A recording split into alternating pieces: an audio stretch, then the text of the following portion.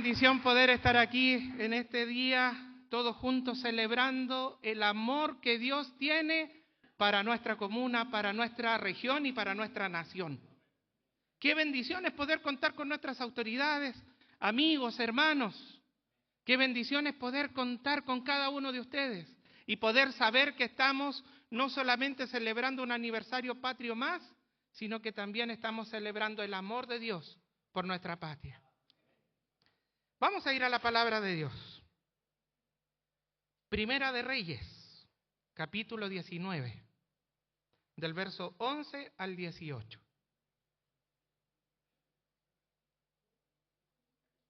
Si usted tiene la Biblia en papel, pueda compartir. Si la tiene en su celular, también puede. No se ponga a mirar el Facebook, sí, después, solo la Biblia.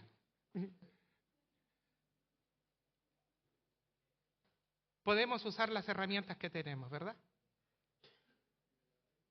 Primera de Reyes, capítulo 19,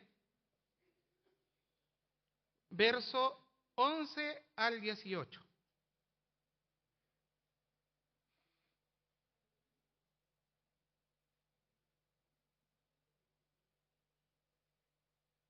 Ya la edad está haciendo estragos, así que hay que ponerse lentes. ¿Le damos lectura en el nombre del Señor?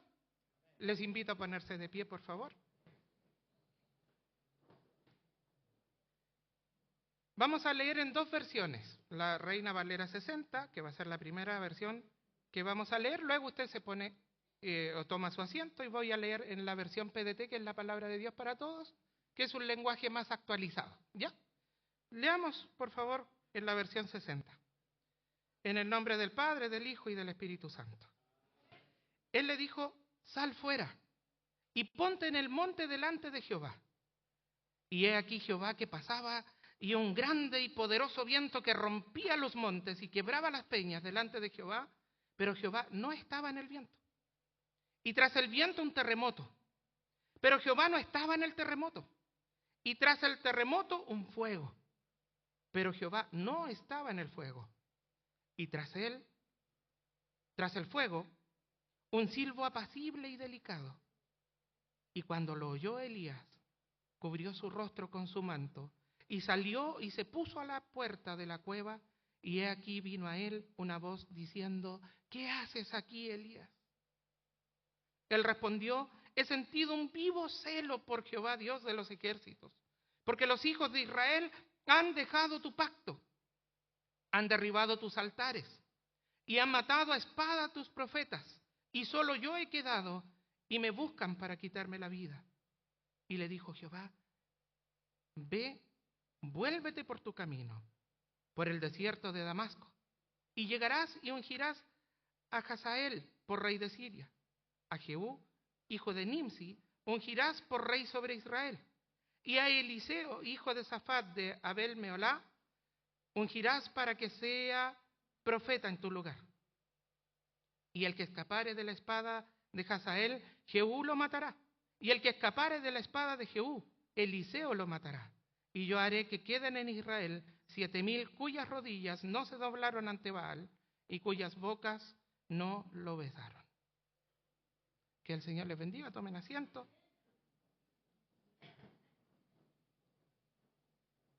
Voy a leer en PDT. Algunos siempre tienen miedo cuando el pastor empieza a tomar muchas versiones y dicen: no, el mensaje va a salir largo. Le prometo que no. No se asuste. Leo en PDT entonces. Dice: entonces el Señor le dijo: ve y ponte de pie delante del monte ante el Señor, y yo pasaré delante de ti. Entonces pasó el Señor y sopló un viento tan fuerte que rompió una parte del monte y desprendió grandes piedras delante del Señor. Pero el Señor no estaba en el viento. Después del viento hubo un terremoto, pero el Señor tampoco estaba en el terremoto. Después del terremoto pasó un fuego, pero el Señor tampoco estaba en el fuego. Después del fuego se escuchó un sonido muy suave. Cuando Elías lo escuchó, se cubrió la cara con su manto. Entonces fue y se paró en la entrada de la cueva, y una voz le dijo: Elías, ¿por qué estás aquí? Elías dijo: Señor, Dios Todopoderoso, yo siempre te he servido lo mejor que he podido, Pero los israelitas han roto el pacto que tenían contigo.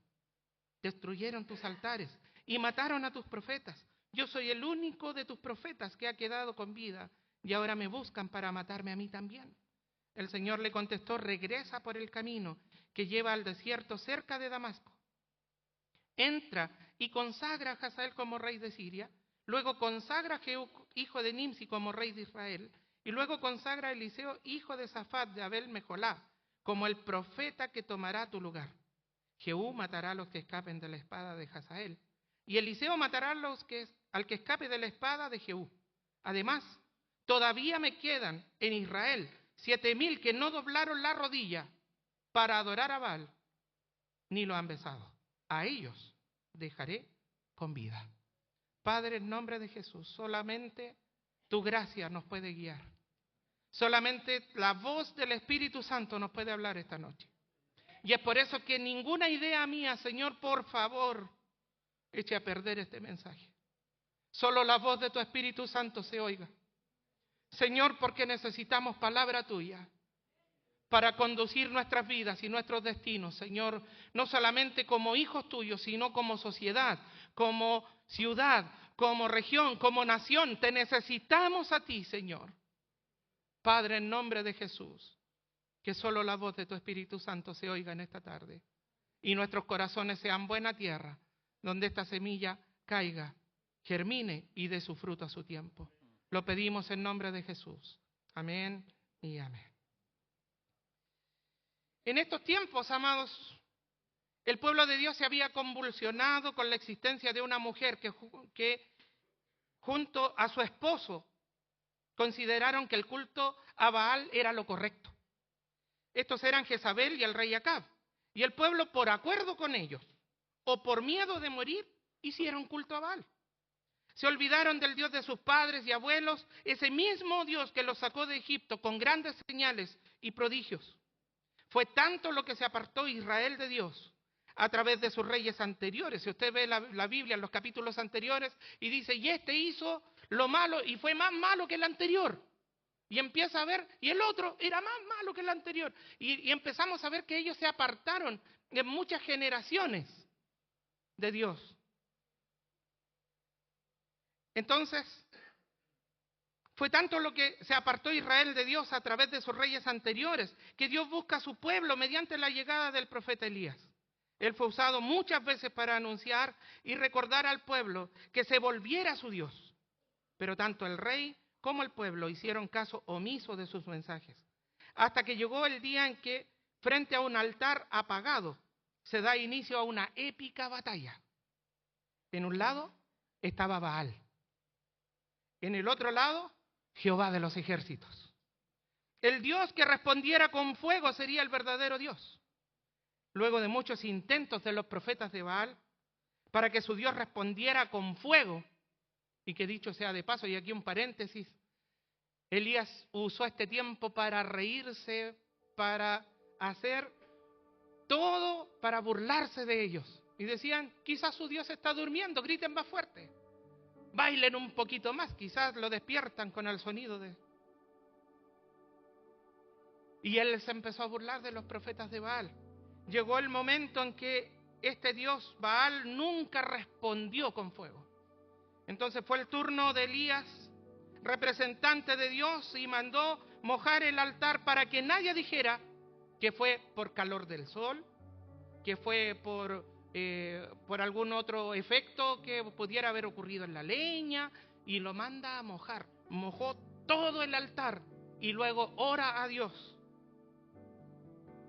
Con tal poder de Dios que dice la Biblia que el fuego cayó y consumió todo. Luego de eso mataron a espada a los 400 profetas de Baal que estaban allí. Cuando Jezabel lo supo, ordenó matar a Elías y él se escondió en una cueva, y fue en esos días que acontece la historia que acabamos de leer.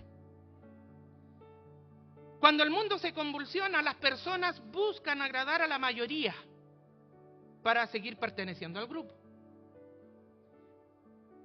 A ese grupo que todo permite, sin pensar si lo que permite es bueno, constructivo es para adelantos o simplemente es la corriente que el mundo está llevando como una moda y que solo conduce a la debacle humana.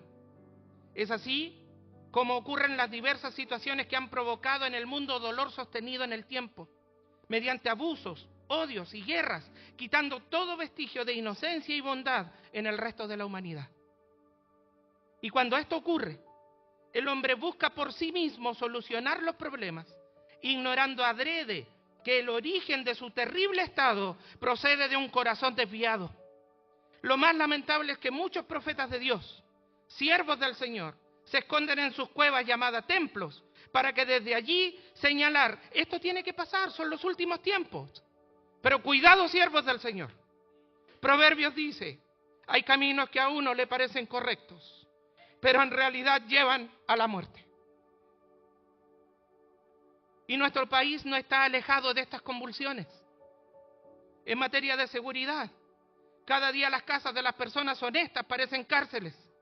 Desaparecen personas, niños, adultos, incluso personas de la tercera edad, encontrándose muchos de ellos muertos. Los portonazos son pan de cada día, robos, asaltos, violaciones, asesinatos, por robar solo un celular. La debacle en seguridad incluso toca la moral, cuando hay esferas en que ni siquiera es seguro dejar tus hijos con un familiar, porque podría ocurrir un abuso mayoritariamente de índole sexual. En materia de salud, hoy es más rentable morir que vivir. Muchos hemos recibido llamadas de los seguros de vida. Pero lo que realmente te ofrecen es que todo el beneficio del seguro llega a tu familia cuando tú te mueres. Hoy todo en la salud es negocio. Es mejor mantenerte con vida lo más que puedas. Como decimos en Chile, a medio morir saltando. Bajo la premisa de mantener un estilo de vida saludable, en vez de propiciar los tratamientos y medicamentos que te pueden sanar, y cuando alguien descubre el método para sanar o lo vende a la industria, para ellos venderlos mucho más caro, o intempestivamente el descubridor muere por raras circunstancias. Aún el plan de mantenerte con vida, en ese plan la cosa pinta color de hormiga, ya que los que más sufren con el sistema de salud son nuestros abuelitos, que muchas veces no están a su disposición los remedios que necesitan para seguir viviendo.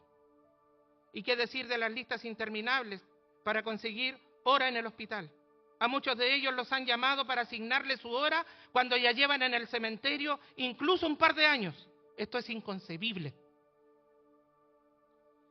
Y me podrán decir majadero, y después de esto quizás muchas personas que me han declarado su cariño y su amor dejen de tener ese cariño y amor y afecto por mí. Pero estoy dispuesto a aceptarlo. Pero jamás voy a transar en denunciar el aborto como un asesinato. La Biblia es clara cuando el salmista expresa, mi embrión vieron tus ojos, y en tu libro estaban escritas todas aquellas cosas que fueron luego formadas, sin faltar una de ellas. Salmo 139, 16. El aborto es asesinato y punto. Por esto la Iglesia también está al debe en esta materia, ya que debiéramos nosotros ser quien ofrezca una alternativa a este terrible flagelo y a quienes piensan en abortar. Gracias a Dios, muchos cristianos están atendiendo esta necesidad y se han convertido en familias de acogida para niños abandonados o en situación de vulnerabilidad. En materia de educación, si para alguien es desconocido, el sistema educacional chileno partió con la Biblia en el pupitre. Contratado por O'Higgins, Diego Thompson, el primer misionero protestante ingresado oficialmente al país, organizó las primeras escuelas populares, donde primero con algunos párrafos de la Biblia, luego con la Biblia completa y mediante el sistema lancasteriano, los niños de nuestra patria aprendieron a leer. Hoy, Muchos luchan por revocar las clases de religión de las escuelas. Desconociendo la historia, quieren borrar a Dios de los libros y del colectivo social, partiendo de la más inocente niñez. Estamos pensando ya todos, ¿verdad?, en las noticias que quieren involucrar a nuestros niños de 3 años en cosas que no corresponden. Y esto es una paradoja. Es paradójico que muchos de los que quieren borrar a Dios de las escuelas alaban la obra evangelizadora de la iglesia en las cárceles y quieren que se lleven más Biblias a los recintos penales. Damas y caballeros, entiendan, si permitimos la Biblia en las escuelas, será cada vez menos necesario construir cárceles en el país, ya que la población penal disminuirá. Una vida transformada por el Señor Jesucristo difícilmente llegará por su propia voluntad a ser un interno carcelario. Quiero resaltar que es altamente necesario conocer a Dios desde la más tierna infancia. Hoy se quiere desviar y hacer desaparecer la inocencia de los niños, inculcando ideologías que pervierten la ternura de la infancia. Se entiende que con el ánimo de obtener recursos para mejorar la educación, el sistema educacional se vendió a las ideologías mundiales. Pero por favor tengan en cuenta esto: los niños de Dios no están a la venta.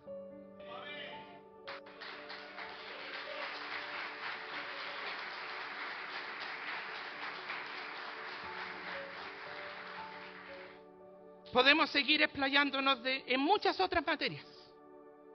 La corrupción, fundaciones, cohecho, alianzas con el narco, el casi inexistente respeto y apoyo a carabineros y a las Fuerzas Armadas en el cumplimiento de su deber, la impunidad en todas las esferas sociales y en toda clase de delitos, donde los culpables andan sueltos, la falta de ética y moral en la que han caído autoridades y personajes públicos.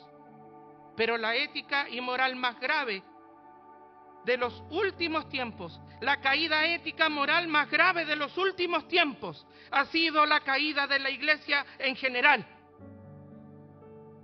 Gracias a Dios, no todas las iglesias, pero muchas han caído en cosas de abusos deshonestos, pedofilia, enriquecimiento ilícito a costa de los fieles. Y es el pueblo de Dios que debe ser el último bastión de lo que significa el reino de los cielos. Segunda de Corintios 5:20 expresa: somos embajadores en nombre de Cristo. Es decir, cuando el mundo nos ve, ve reflejado cómo es el reino de los cielos. Y para nuestra vergüenza hemos reflejado todo lo contrario. Es por eso que Dios nos trae esta palabra, porque la iglesia necesita salir de la cueva, saber que no estamos solos, somos miles los que permanecemos fieles a Dios y que no hemos doblado nuestras rodillas ante nadie más que Él. Es imperante entender que no es bueno quedarse encerrado en el templo, sino salir y darse cuenta que somos ese último bastión del reino de los cielos y que es necesario mostrar a nuestro país cómo es el reino de los cielos. Que es posible vivir bajo el alero de Dios y que todo lo que Dios tiene y nos da es bueno, agradable y perfecto. Que no es necesario pervertir a nadie para tener una vida feliz. Que es una bendición poder cuidar del resto de las personas. Que es posible vivir todos juntos, unidos y en armonía para provocar cambios sustanciales que sean para bien en materia de seguridad, salud, educación y otras temáticas relevantes para la sociedad. Es nuestro deber mostrar a nuestros líderes, autoridades y conciudadanos el camino a Cristo como el camino único y más excelente, que es posible gobernar caminando con Dios y siendo dirigidos por Él. Es tiempo en que la iglesia se mueva y sea ejemplo para proclamar a la nación entera. ¿Qué cosa vamos a proclamar? La profecía se cumplió. Chile es de Cristo. Aún quedan algunos que no han doblado sus rodillas. ante las ofertas del Dios falso, del abuso, de las ganancias deshonestas, de las posiciones éticas y morales transgredidas y tergiversadas. Todavía hay pueblo para batallar. Todavía hay pueblo que se coloque en la brecha por Chile y por nuestra ciudad. La trompeta está sonando para llamar a la iglesia a la unidad y la proclamación del Evangelio. Todavía hay una iglesia viva en Chile que no ha doblado sus rodillas ante Baal, sino que está lista para gritar a los cuatro vientos que para Chile y Talcahuano la solución es Cristo. ¡Gloria al Señor! Que el Señor les bendiga. Amén.